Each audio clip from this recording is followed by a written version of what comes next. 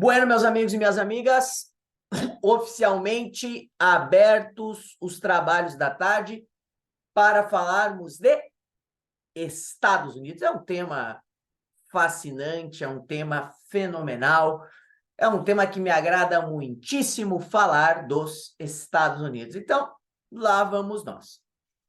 Comecemos, meu povo, por alguns dados básicos, por alguns dados introdutórios, mas que eles formam uma ponta do iceberg para nós aqui sobre várias questões que nós vamos desenvolver mais à frente.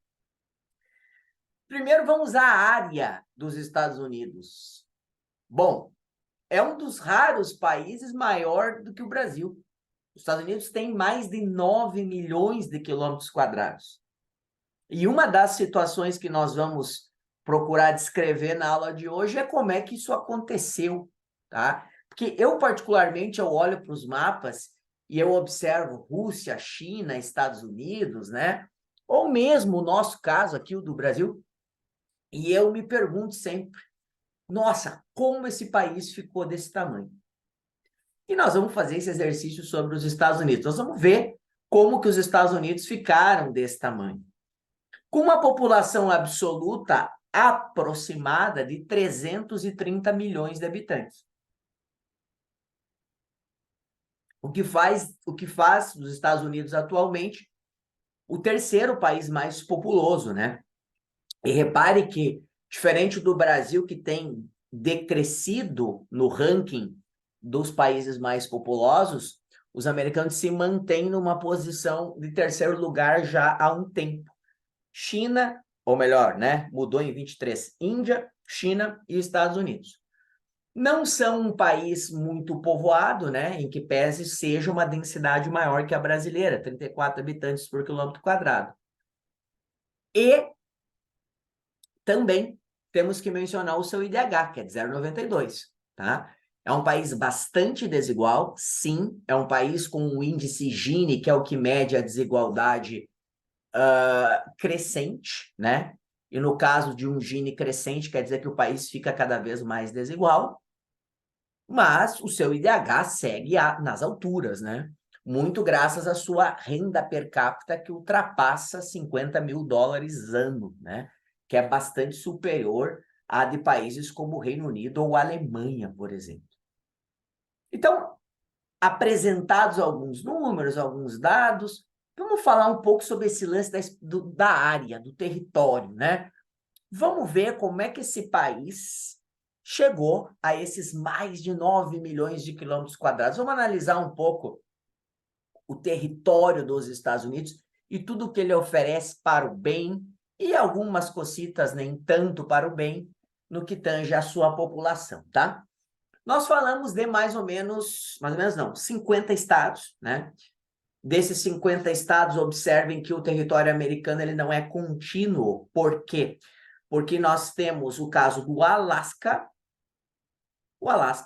que aparece representado desta maneira neste mapa, e temos o caso do Havaí, que são estados dos Estados Unidos, que se encontram de forma descontínua em relação aos demais do seu território. Então, vamos conversar um pouco sobre isso. Jana, quando os colonos britânicos, os colonos ingleses chegam aos Estados Unidos a partir do século XVI, lá no governo da Elizabeth I, eles vão se instalar nessa região mais a leste, que depois fica conhecida como a região das 13 colônias. E é justamente aí que começa os Estados Unidos. Os Estados Unidos começam com uma área no leste do país, que vai do Oceano Atlântico até os Montes Apalaches. Então, tem uma geografia bem delimitada, bem marcada por um oceano e um acidente geográfico, no caso, os dobramentos antigos dos Montes Apalaches. Olha só, a gente fala em dobramentos antigos, né? Os Estados Unidos têm duas grandes cadeias de montanhas mais significativas, e a primeira delas que nós vamos mencionar são os Montes Apalaches, que vão se estender por mais ou menos 2.500 quilômetros de comprimento. Então, esse mapa aqui, ele nos dá uma dimensão do que são os Montes Apalaches do Nordeste dos Estados Unidos até essa porção mais a Sudeste. E como os Montes Apalaches marcam o território dos Estados Unidos junto com o Oceano Atlântico como, vamos dizer assim, limitadores desse espaço.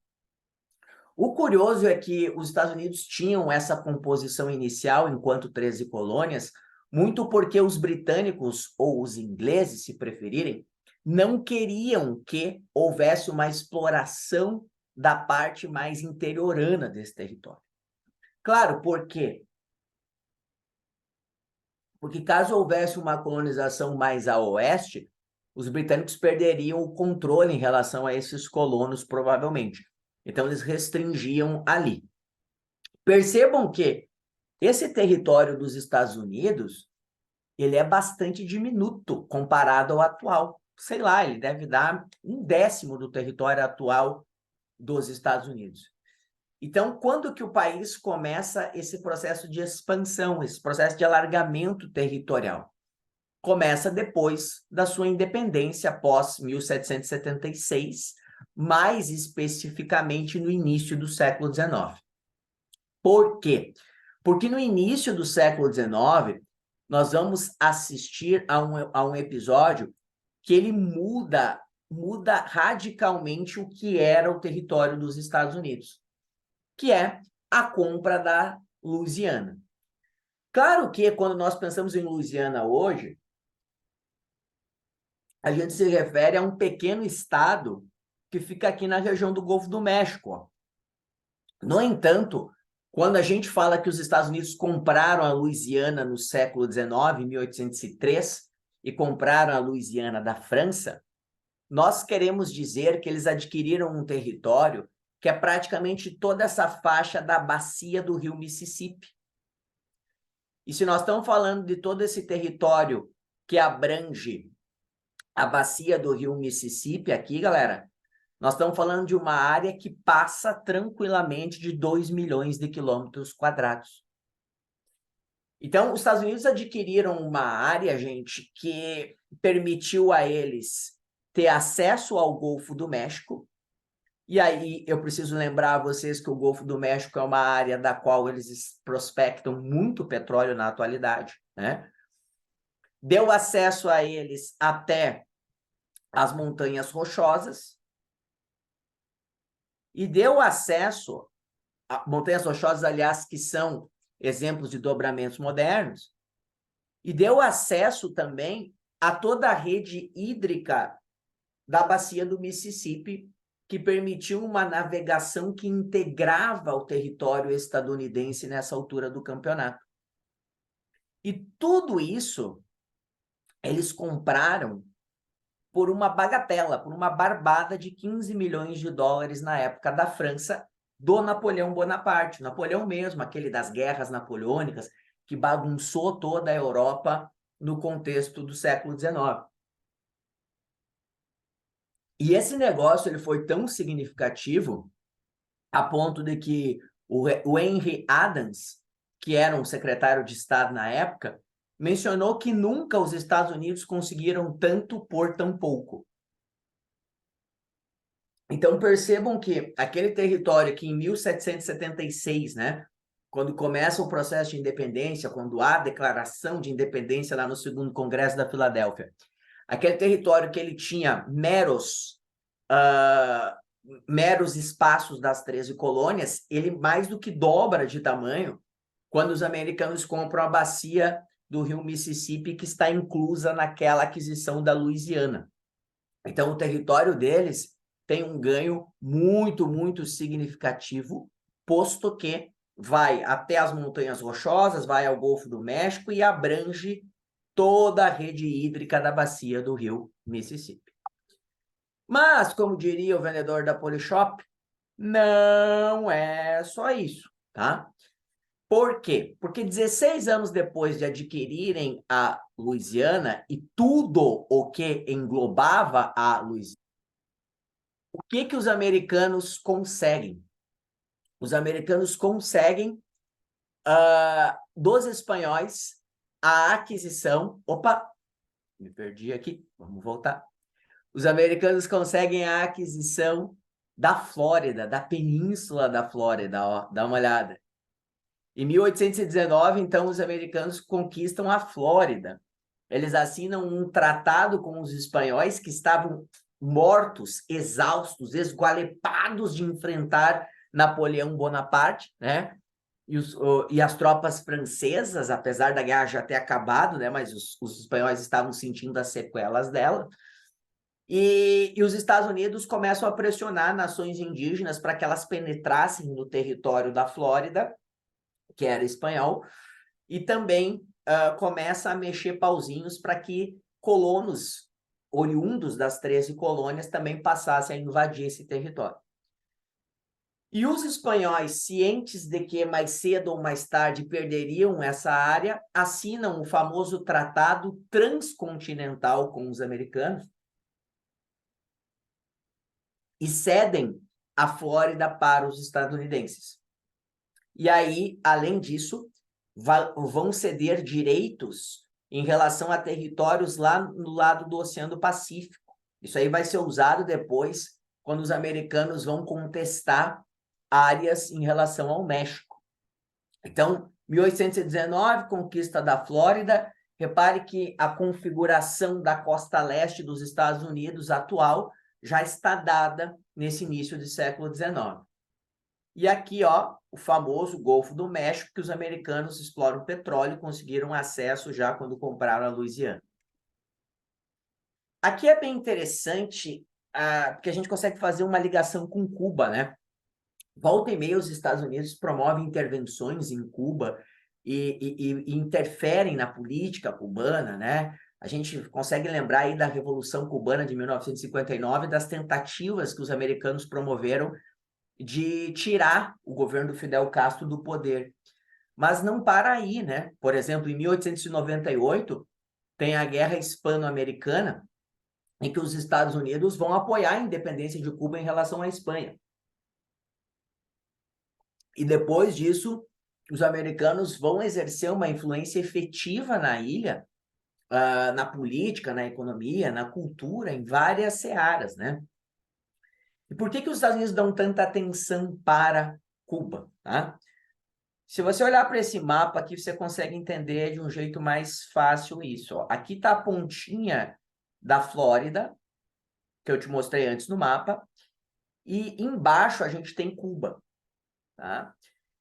Aqui nós temos o Estreito da Flórida, que é estratégico para a passagem dos petroleiros que partem do Golfo do México. Então, o acesso ao Golfo do México, ele é em grande medida dado pela situação do Estreito da Flórida, que tem Cuba do outro lado, ó. Olha onde está a Havana aqui.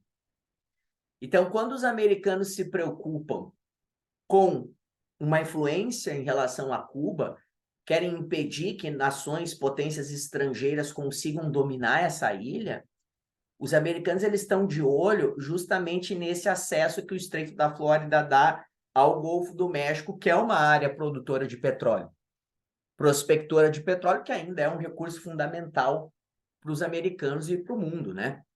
Apesar de toda a questão da alteração climática. Lembre que os Estados Unidos é o maior produtor mundial de petróleo, ele não tem as maiores reservas, mas ele tem a maior produção. Então, percebam que controlar Cuba é fundamental para controlar o canal do Yucatán, ou Yucatán, se preferir em espanhol, e, sobretudo, pelo Estreito da Flórida, tá? E aí você tem a Flórida desse lado e a Cuba, e a ilha de Cuba do outro. Um pouquinho depois, gente, o que a gente observa, tá? O território americano vai se expandir expressivamente, mas expressivamente mesmo, em direção ao oeste. E em 1845 eles vão anexar o Texas.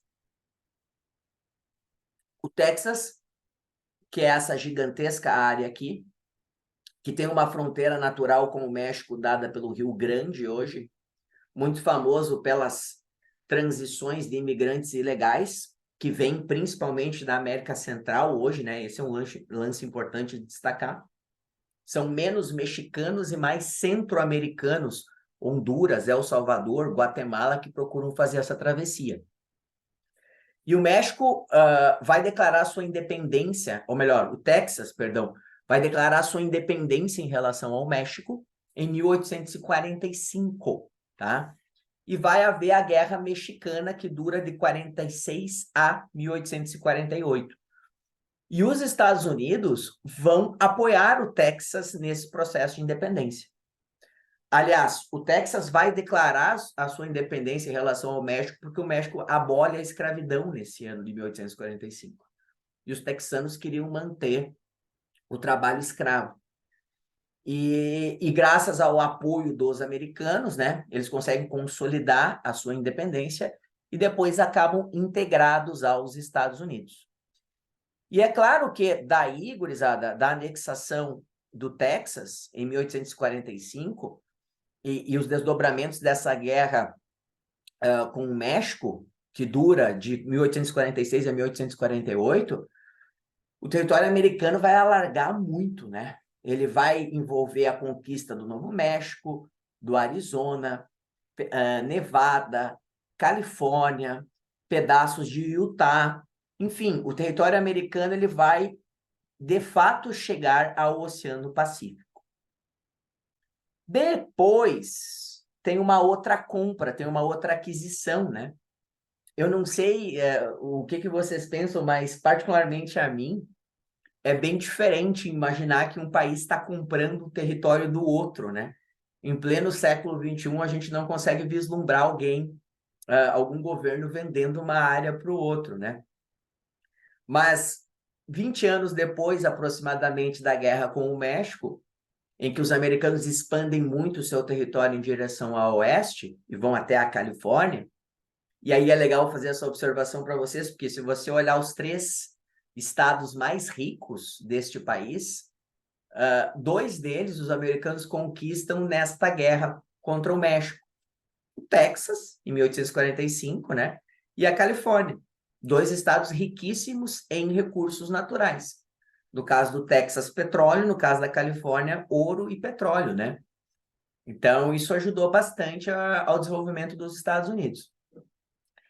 E mais ou menos 20 anos depois, os americanos fazem mais um BRIC.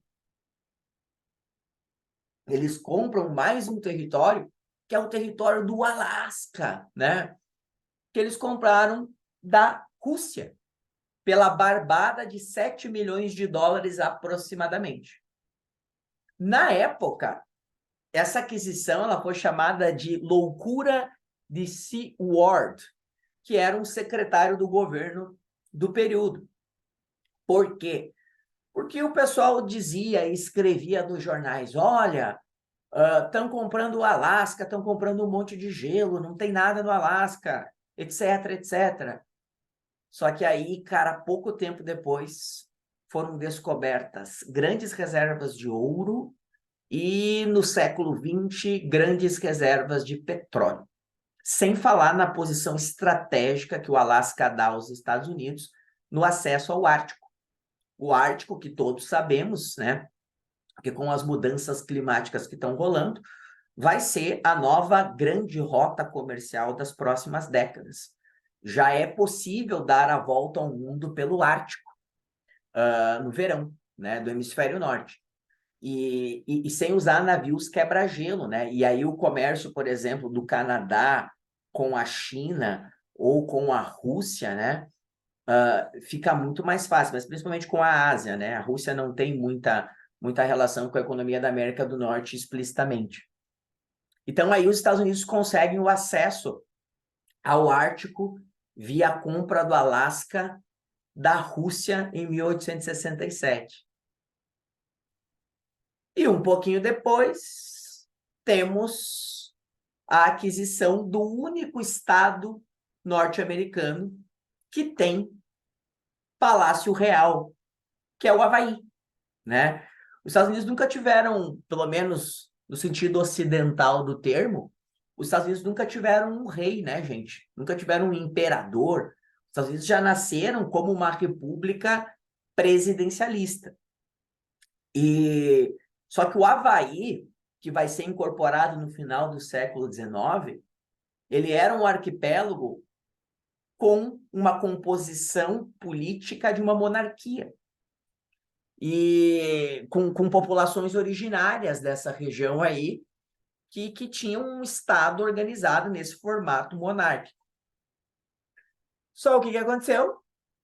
Entre 1893 e 1897, os interesses, né, de empresários americanos e também de políticos fizeram com que fosse dado um golpe de Estado no Havaí, essa monarquia caiu e o Havaí, anos depois, acabou incorporado como parte dos Estados Unidos.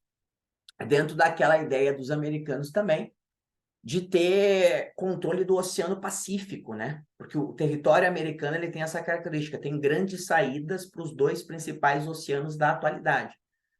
E o Havaí, como é um arquipélago localizado entre os Estados Unidos e a Ásia, ele funcionaria como um entreposto e funcionaria como um local para organizar defesas também em caso de ataques hostis de potências asiáticas. E a Segunda Guerra Mundial, com o ataque, né, ao Havaí, mostrou que os americanos estavam certos, né, em ter essa estratégia, em ter essa tática de controlar alguns arquipélagos no meio do Oceano Pacífico para impedir que se chegasse aos seus territórios. Então, é dessa forma que os Estados Unidos adquirem o tamanho atual, tá? Agora, vamos mudar um pouquinho disso e vamos falar um pouquinho da economia do país, tá? Os Estados Unidos vive um momento econômico bastante complexo, né, pessoal? Hoje o país tem a maior dívida pública do mundo. Não sei se vocês têm essa informação. A dívida pública dos Estados Unidos, ela ultrapassa 33 trilhões de dólares. Ela está em mais ou menos 120 um pouquinho por cento do PIB, tá?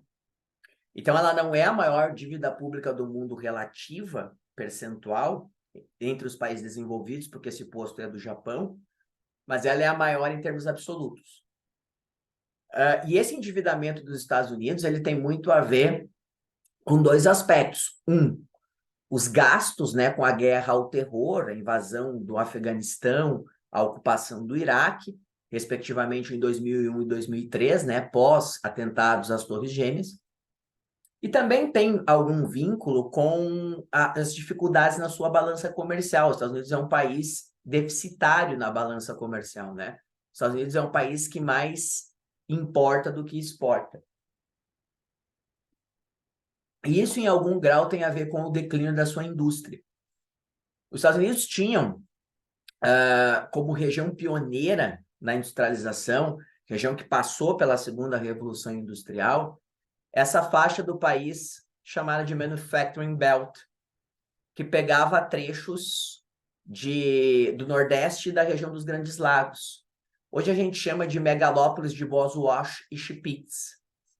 E aí, essa região, ela acabou, muitas partes dela, sendo chamada de Rust Belt, cinturão da ferrugem. Por quê?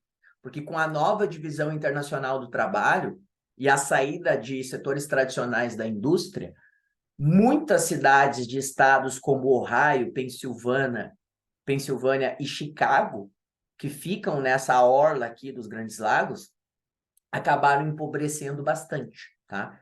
Isso contribuiu para aumentar a desigualdade nos Estados Unidos na última década, ou nas últimas décadas, para ser mais preciso. Os Estados Unidos têm problemas sociais graves, né? O vício em opioides, isso é bem sério, né?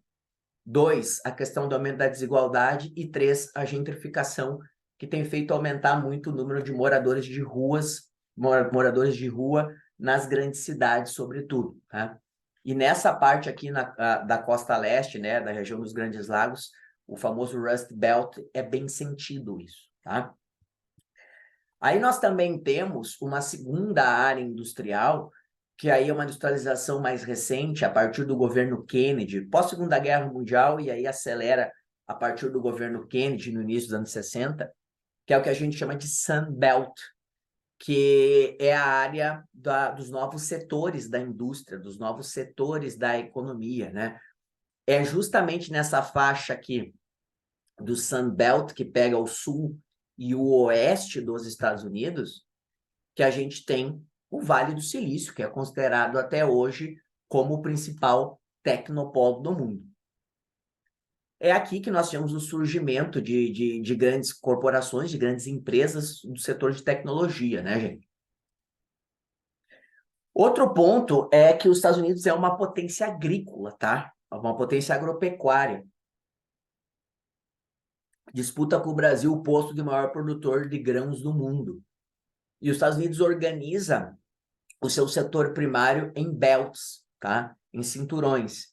Então, a gente tem, por exemplo, o cinturão do trigo, nessa faixa aqui, o cinturão de laticínios, aqui em rosa, o cinturão do algodão, Cotton Belt, cinturão das frutas cítricas, o Ranching Belt, o cinturão da pecuária extensiva.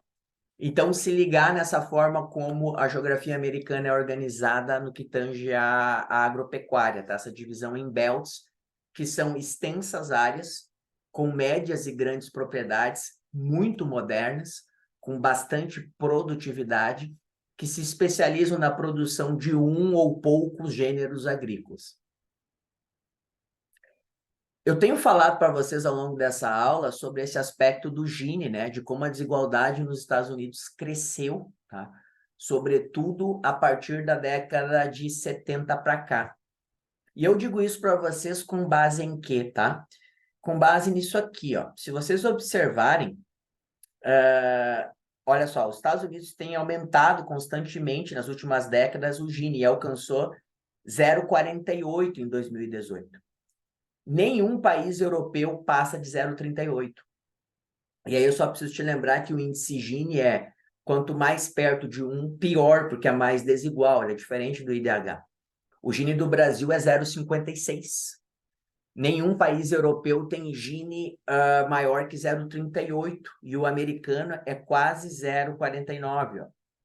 Então a conclusão óbvia é que o Gini dos Estados Unidos hoje está mais perto do Brasil do que dos europeus, tá? O que denota esse grande processo de aumento da desigualdade do país, para o qual eu tenho que chamar a atenção de vocês, tá? Ó, olha aqui, ó. Agora ficou mais sistematizado. Olha o menor índice Gini do mundo, o país mais igual, que é a Noruega. Olha o Gini do Brasil, que é o dobro, quer dizer que o Brasil é muito mais desigual. E olha como o dos Estados Unidos é um Gini, apesar de estar na posição 15ª, é um Gini mais parecido com o do Brasil do que com o da Noruega. E aí, para a gente arrematar, deixa eu trocar uma ideia contigo sobre demografia, tá? Por que demografia? Porque os Estados Unidos, eles têm, galerinha, o posto de ser um dos países desenvolvidos que não tem problema com o envelhecimento populacional. Por quê? Porque os Estados Unidos, eles recebem um número muito grande de imigrantes. A exceção foram os anos do governo Trump ali e a situação da Covid, que acabou fechando as fronteiras do país. Então, eles recebem muitos imigrantes, especialmente imigrantes que vêm da América Central e imigrantes que vêm da China, Índia e outros países asiáticos. E isso faz com que a população americana permaneça jovem, permaneça em bônus demográfico, diferente da de outros países desenvolvidos, notoriamente o caso dos europeus e do Japão, tá? Só para vocês terem uma ideia, a situação demográfica dos Estados Unidos é bem melhor que a da China. E é justamente aí que está a estratégia dos americanos em relação aos chineses, que é tentar atrasar o crescimento econômico deles, até que o bônus demográfico da China acabe, se estanque, e os americanos consigam impedir que a China se torne uma economia maior do que a deles, tá? Mas essa relação China-Estados Unidos aí, os conflitos entre eles, é assunto para outra aula nossa, tá bom? Um beijo muito carinhoso no coração de vocês e até a próxima, pessoal.